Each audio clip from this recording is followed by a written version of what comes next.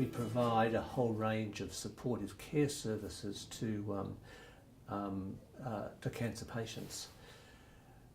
Now, if we're to do that successfully, we're of the strong view that we need to engage the community and engage many partners effectively, all working to that one cause of effectively addressing cancer.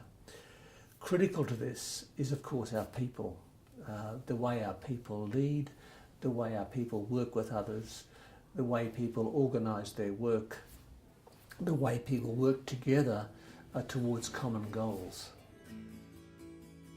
There's something about leadership which is a gift. There has to be a vote of confidence. There has to be some community has to give this leadership in a sense. The world's full of people who say, I'm a leader, have you seen my followers? I think it's fairly easy to be courageous when you haven't got much choice, which is why I excelled.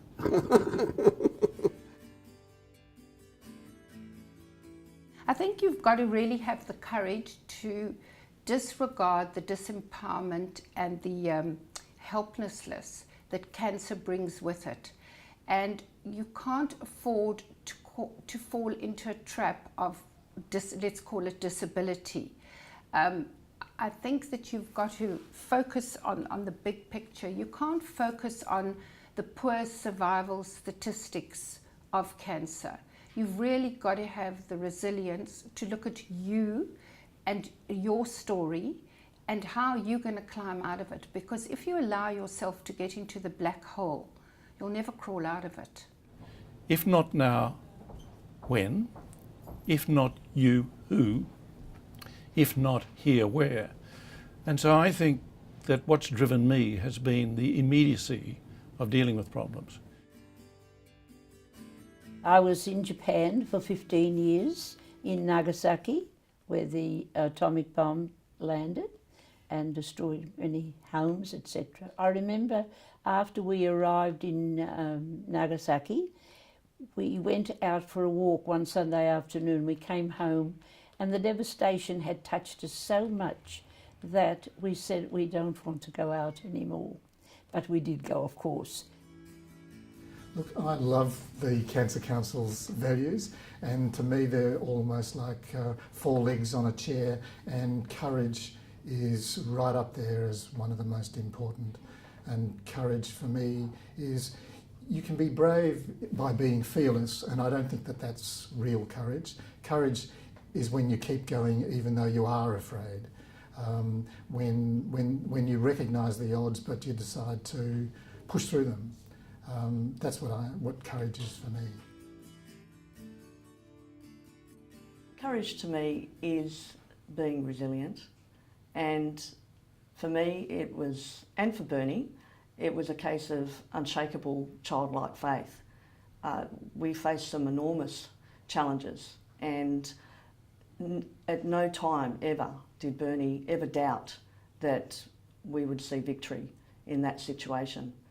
And it did take enormous courage and just a real faith that we just keep going. I'm tough. I'm a survivor, and my husband and I always used to have this joke that I grew up in Bondi, and he'd say, you can take the girl out of Bondi, but you can't take the Bondi out of the girl. And I said, they breed them strong in Bondi. And look, I just think that because I have had to face such adversity, that it has made me stronger, and I'm just determined. I mean, my husband's greatest wish was to dance at our grandchildren's 21sts, and he didn't make it, but I'm going to, and that's my goal, to do that, to keep going forward and help people along the way. I'm part of most studies, lymphedema. You know, if someone's doing a study, I say, yes, I'd love to be part of it, because I would like to see people helped and, you know, have the courage to keep going.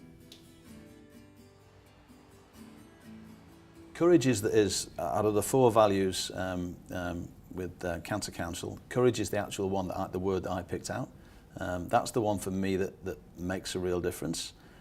Courage of your own convictions, courage of being able to make decisions, not being afraid of failure. But you have to have conversations, you have to listen, and you've got to help and support. You know, they're the things that are really vital as a leader.